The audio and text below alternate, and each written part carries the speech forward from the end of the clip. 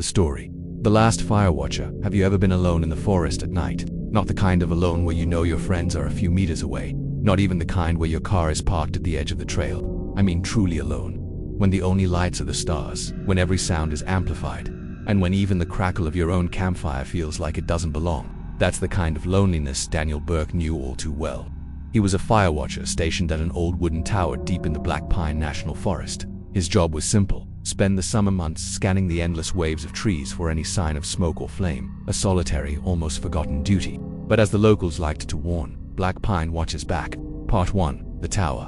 Daniel wasn't the kind of man who feared solitude. At 38, divorced, and with few friends left in the city, the posting had seemed like a blessing. The tower was a creaking structure built in the 1950s, rising 40 feet above the tree line. The ranger station gave him a cot, a radio, a pair of binoculars, and a journal to record his shifts. The first week was uneventful. He made coffee on the propane stove, read old paperbacks, and watched the horizon until the sun sank behind the forest. Nights were colder than he expected. The tower swayed in the wind, groaning like an old ship. When he lay in his cot, he sometimes imagined the trees leaning closer, whispering against one another. By the end of week 2, something strange happened. Every night, just past midnight, Daniel began noticing a light in the woods. Not fire. It was too steady for that, too pale. It looked more like a lantern moving slowly between the pines, always far enough away that he couldn't quite make out its source. At first he told himself it must be hikers.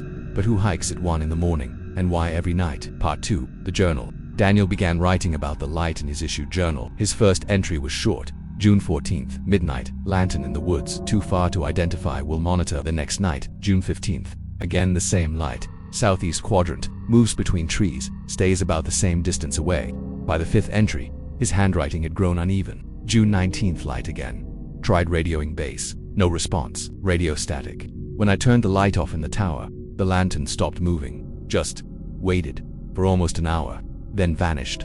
Daniel didn't like writing what he suspected, that the thing carrying the lantern was aware of him, watching him, just as he watched it. Part 3. The Knock. On the 22nd night, Daniel woke to something impossible, knocking from the trap door at the base of the tower.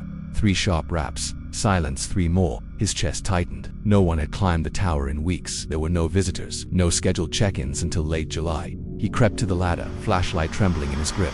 "Who's there?" he called. His voice cracked against the dark. No answer, just the soft scrape of wood, as though something heavy leaned against the hatch. Then slowly the knocking changed. It wasn't hands. It was the sound of nails dragging across the wood. Daniel didn't open the hatch. He couldn't. He backed away, sat on his cot with the flashlight aimed at the floor, and waited until dawn bled through the trees. When he finally found the courage to check, the trapdoor was untouched. Not a scratch. Part 4. The Visitor. By July, Daniel hadn't slept properly in weeks. His eyes were bloodshot, his journal filled with frantic scrolls. He kept seeing the lantern, always at the same distance, circling the tower like a predator testing the edge of a cage. Then one night, the light came closer, much closer. He pressed the binoculars to his eyes, hands shaking. What he saw froze him in place. It wasn't a lantern, it was a skull, a human skull, yellowed and cracked, burning with a pale fire from within. The thing holding it wasn't human. Its limbs were too long, its posture bent and wrong. The skull light swung gently as it moved, casting shadows that looked like faces screaming across the trees. Daniel stumbled back from the glass. The thing lifted the skull higher, as though offering it to him. Then, from the woods below, he heard it. Doniel, it spoke his name. Part 5. The Choice. The next morning, Daniel tried to flee. He packed a bag, grabbed the keys to the ranger jeep, and descended the tower. But when he reached the clearing, the jeep was gone. Not stolen, not moved, just gone, as though it had never been there. Tire tracks ended halfway across the dirt. Panicked, Daniel tried the radio again. Only static. He even screamed into the trees, voice breaking, throat raw. No reply. That night, the knocking returned, louder, harder. The hatch shook against the force. Daniel shoved the cot across the trapdoor, sat with the axe in his lap, and whispered to himself until dawn. He knew then, the forest didn't want him to leave.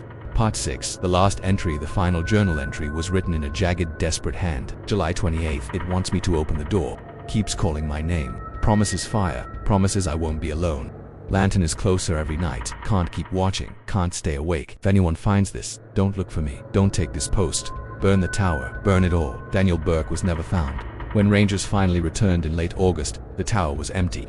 His journal lay open on the desk. The cot was gone. The trapdoor stood wide open, swaying gently in the breeze. And out in the forest, on clear nights when the wind dies down, some hikers say they can still see it. A pale lantern, weaving between the pines, waiting, calling, looking for someone new to take its place.